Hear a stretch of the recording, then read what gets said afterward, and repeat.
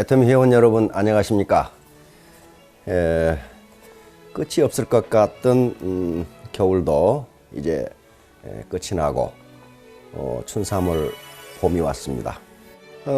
춘삼월 봄과 함께 오늘은 애터미 생태계에 대해서 말씀을 드리려고 합니다. 2017년 연말에 우리 김동연 경제부총리께서 육해공군 3군 본부가 있는 계룡대를 방문하셔서 공무원들이 거출한 이 장병 위문금을 전달하고 그 자리에서 고급 장교들에게 한국 경제에 대한 강의를 한 내용이 있습니다. 그 핵심 내용이 우리에게 굉장히 중요한 시사를 줍니다. 우리 사회에 계층 이동의 사다리가 있는가에 대해서 대단히 걱정스럽다. 이런 말을 했어요. 쉽게 말하면 빈곤층이 중산층 이상으로 올라갈 수 있는 그런 사다리가 많이 없어졌다고 하는 것을 의미합니다. 과거에 있었던 사다리가 없어졌다. 그러면 그 계기가 언제부터인가 하는 거예요. 그것은 1997년 11월 IMF 사태 이후입니다. 당시 우리 한국은행이 보유하고 있던 외환 보유고가 70억 불이 안 됐어요. 한 69억 불 정도 됐다고 기억이 나는데요. 그런데 당장 갚아야 할 외채 원리금이 450억 달러였어요. 그러면 어떻게 됩니까? 모라토리움을 선언하든가 디폴트를 선언해서 우리 빚 못 갚겠다 이렇게 돼야 돼요. 근데 그렇게 되면 어떻게 되느냐? 우리는 자원이 부족하기 때문에 무역으로 먹고 살아야 되는데 국제사회에서 신용이 떨어져서 우리가 수출입하는데 큰 타격을 줘요. 그러면 모라토리움을 선언하지 않고 그 빚을 갚아야 됩니다. 갚아야 되는데 외국 상업은행에서는 돈을 안 빌려줘. 그러니까 국제금융기관인 국제통화기금, 즉 IMF에서 돈을 빌려온 겁니다. 그런데 IMF가 우리에게 돈을 빌려주면서 공짜로 빌려주지 않습니다. 우리에게 요구를 했는데 그 요구가 뭐냐면 신자유주의를 도입하라는 거예요. 그런데 그게 뭐냐 하는 거예요. 일반적으로 자유는 강자의 논리입니다. 그리고 평등은 약자의 논리예요. 다시 말해 쉽게 말하면 재벌이 좋다 이 말이에요. 그들은 얼마든지 시장을 잠식할 수 있고 약자들이 가지고 있는 시장을 뺏을 수가 있어요.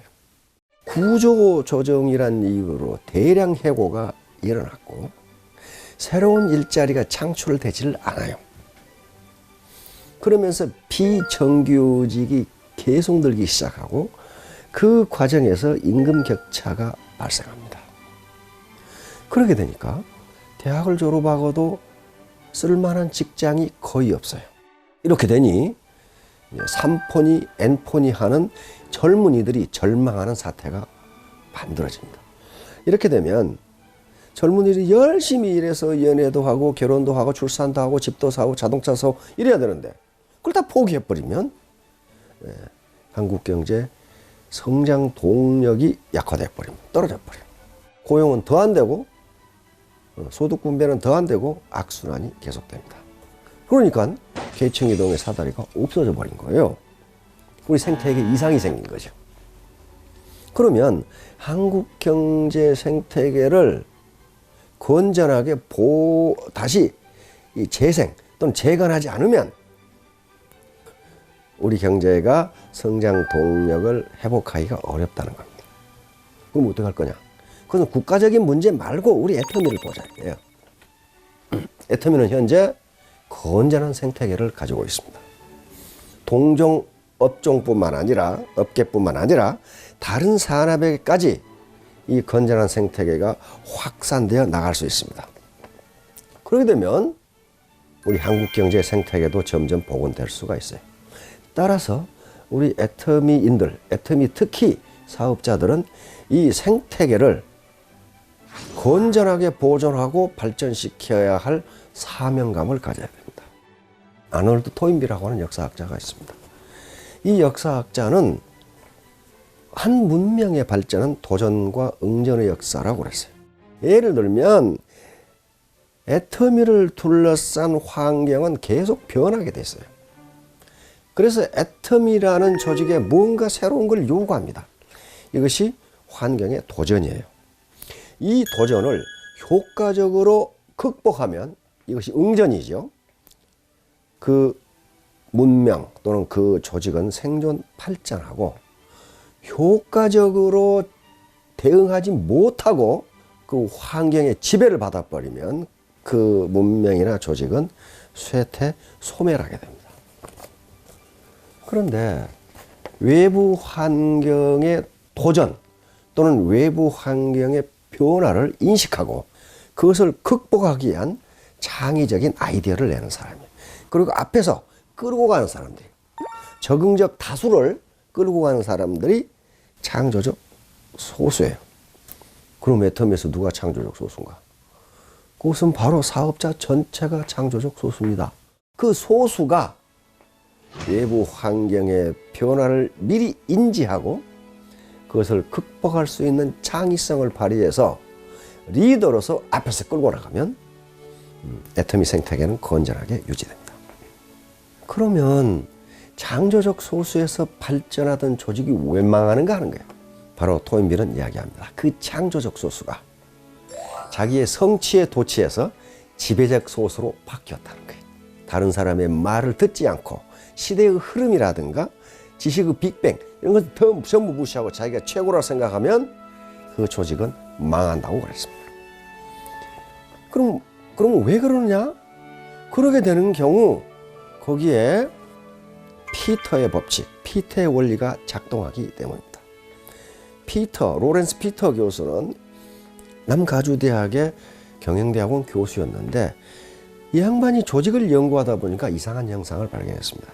다시 말하면 모든 조직의 상급자는 무능하다야. 유괴 조직에서 모든 사람들은 자기의 무능 수준에 도달할 때까지 올라간다. 그래서 위에 있는 사람들은 자기가 받아가는 것보다 생산성이 낮다 이게. 그러면 그들이 받아가는 건 뭘 받아가느냐? 아직 무능 수준에 도달하지 않은 사람들이 생산한 것을 가져간다는 거예요. 그러면 그 위계 조직에서 위에까지 올라가는 사람들이 처음부터 무능했느냐? 그렇지가 않다는 거예요. 유능했기 때문에 올라갔어. 그런데 문제는 한 단계 아래와 한 단계 높이는 처리해야 하는 업무, 보는 시야가 엄청나게 다르다는 거예요. 팀장과 샤로는 다뤄야 할 사람, 보는 시야가 다르다는 거예요.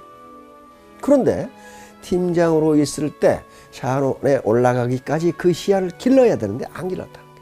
똑같은 시야를 가지고 올라가 버리면 그 사람은 창조적 소수가 아니라 지배적 소수가 돼가지고 짐덩어리가 되어버린다. 그러면 그 조직은 질이 멸렬하거나 성장하지 않거나 망한다는 거예요. 자, 그래서 우리 사업자들 창조적 소수인데 사업을 계속하시되 사명감을 가지고 이제는 하셔야 됩니다.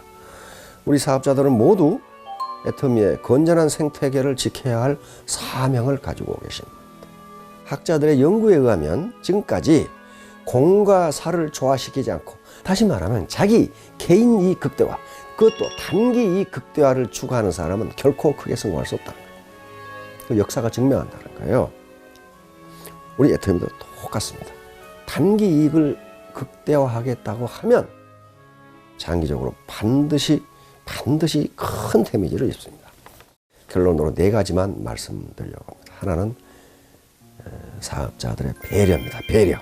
이 배려는 뭐냐? 근본적으로 애터미 사업은 자기 비즈니스입니다. 스폰서 비즈니스도 아니고 파트너 비즈니스도 아니에요. 자기 비즈니스예요. 그런데 여기서 오해하면 안 될 게 자기 비즈니스인데 나만 생각하는 비즈니스를 해서는 안 된다.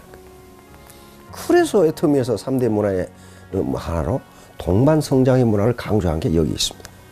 파트너, 형제 라인 다 회사 배려하는 가운데 자기 사업을 했다. 만약에 그렇지 않고 자기 사업만 하면은 전체가 공멸합니다. 자기도 망해요. 두 번째, 원정입니다. 따뜻한 가슴에 warm heart예요. 원정. 이것은 파트너들의 아픔, 파트너들의 어려움에 공감해야 된다는 거예요. 대부분 그렇게 하시지만 그렇지 못한 사람이 있다는 걸 저는 알고 있어요. 파트너들의 어려움, 파트너들의 눈물에 전혀 관심이 없어요.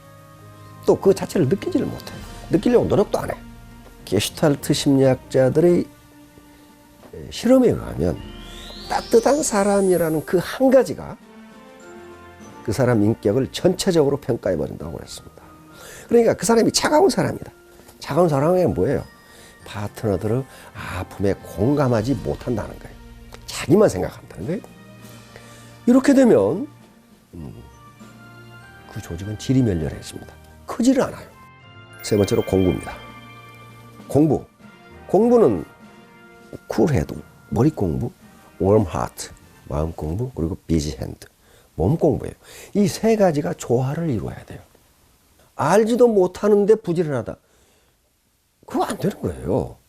많이 아는데 게으르다. 그것도 안 돼요. 따뜻한 가슴을 가져야 되는데 아주 차가운 가슴을 가지고 있다. 그것도 안 돼요. 이 세 가지 공부를 해야 피터의 법칙에 빠지지 않습니다. 그래서 끊임없이 리더 되는 게 쉬운 일이 아니에요. 끊임없이 세 가지 공부를 해 나가야 됩니다. 꼭 무슨 어려운 걸 하라 그런 거 아니에요. 애터미 사업과 관련된 광범위한 공부를 해 나가셔야 됩니다. 그래야만 글로벌 비즈니스, 그 다음에 글로벌 리더가 될 수 있어요. 마지막으로 가장 중요한 권력입니다. 애터미 생태계 보존입니다. 현재 우리 사회에서 가장 건전한 생태계를 가지고 있는 게 저는 애터미라고 자신합니다. 공정하지만은 그러나 아래를 배려하는 그런 문화를 가지고 있어요.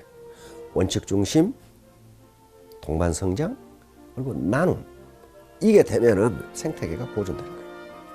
애터미 생태계가 계속 건전하게 보존되고 발전되면 애터미는 100년 이상 저는 간다고 봅니다. 그래서 이 애터미 생태계, 건전한 생태계를 보존해야 되는데 그 책임은 창조적 소수에게 있어요. 창조적 소수는 바로 지금 비즈니스를 하고 있는 모든 사람들이에요. 왜 그래? 애터미는 진입장벽이 없어요. 프리 엔트리예요. 엔트리 배리아가 없어. 진입장벽이 없어. 그러니까 온갖 가치관을 가진 사람들이 들어오게 돼 있단 말이에요. 자기 비즈니스를 하라니까 자기만을 위한 비즈니스에 와서 언제 어떻게 애터미 생태계의 교란을 일으킬지 모릅니다. 이 사람들 계도하고 끌고 갈 사람들이 창조적 소수들이에요. 바로 물이 높은 데서 낮은 데로 흐르고 열이 높은 데서 낮은 데로 흐르듯이 문화도 역시 높은 데서 낮은 데로 흐릅니다. 현재 우리 애터미가 지향하는 문화는 굉장히 고급 문화입니다. 굉장히 건전한 생태계예요.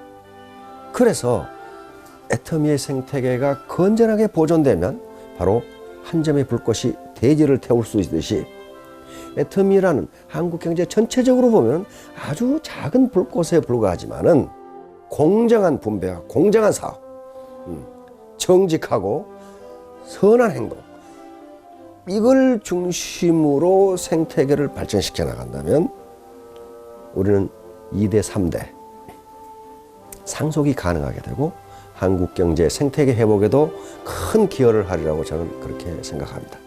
그 파이어니어, 그 선구자들이 바로 오늘 이 강의를 들으시는 애터미 사업자 여러분들입니다. 여러분들은 모두 창조적 소수들입니다. 우리가 이 애터미 생태계를 건전하게 유지하고 또 발전시키기 위해서 우리가 해야 할 일이 무엇인가? 나는 도대체 무슨 일을 하면은 우리 애터미 생태계가 건전하게 유지되어서 한국 경제 전반으로 이 건전한 생태계를 확산시킬 수 있을 것인가? 이 문제에 대해서 한번 논의를 해보시기 바랍니다. 경청해 주셔서 감사합니다.